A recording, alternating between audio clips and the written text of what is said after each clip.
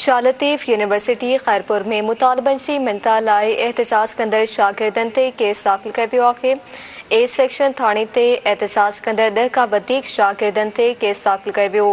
Case में अहमद अली जागीराणी, मुर्तज़ा वसाण, गयूर वसाण, फैज़ मोहम्मद फुलपोटो, आसिफ रिंद, फराज महर ऐं ॿिनि खे नामज़द कयो वियो। अवां खे ख़बर ॾियूं पिया शालतीफ़ यूनिवर्सिटी खैरपुर में मुतालबन सी मिनता लाइ एहतसास कंदड़ शागिर्दनि ते केस दाख़िल कयो पियो आहे। ए सेक्शन थाणे ते एहतसास कंदड़ 10 खां वधीक शागिर्दनि ते केस दाख़िल कयो वियो। केस में अहमद अली जागीराणी, मुर्तज़ा वसाण, गयूर वसाण, फैज़ मोहम्मद फुलपोटो, आसिफ रिंद, फराज महर ऐं ॿिनि खे नामज़द कयो वियो।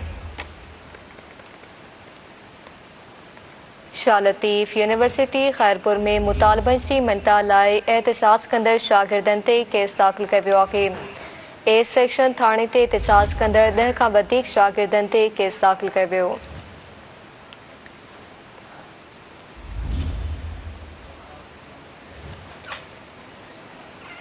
केस में अहमद अली जागीराणी, मुर्तज़ा वसाण, गयूर वसाण, फैज़ मोहम्मद फुलपोटो, आसिफ रिंद, फराज महर ऐं ॿिनि खे नामज़द कयो वियो।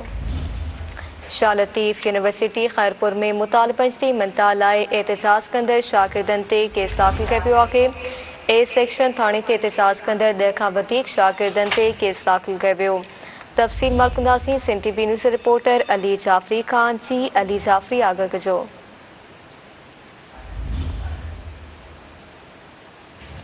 जी अली जाफ़री, आगाह कजो।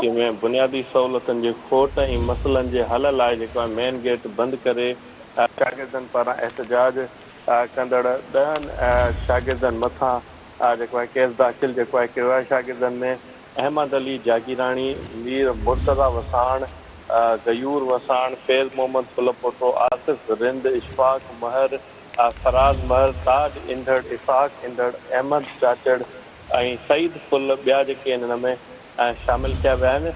शालतीफ़ यूनिवर्सिटी इंतिज़ामिया बुनियादी मसइला हल करण बजाए जेको आहे शागिर्दनि पारां चयो पियो वञे त इंतकामी कार्रवाई जेको आहे कंदे पहिरियों ई जेको आहे शागिर्दनि जो यूनिवर्सिटी अंदरि एंट्री बैन जेको आहे कई वई हुई। हाणे इंतिज़ामिया नाजाइज़ ऐं कूड़ियूं जेको आहे FIR जेके आहे शागिर्दनि ते बेबुनियाद जेको आहे कराए रहिया आहिनि। इहा वॾी हुननि शागिर्दनि चयो त ज़्यादती आहे। शागिर्दनि जो चवणो त शालतीफ़ यूनिवर्सिटीअ में करोड़ों रुपए जी बजट हूंदे बि इंतिज़ामिया बुनियादी सहूलतूं फराहम नथी करे, जे सबबि मजबूरीअ ते पंहिंजे हक़नि ख़ातिर एहतजाज जेको आहे हुननि चयो त असां कयोसीं ऐं इंतिज़ामिया असां मथां ॾमेजी पई आहे।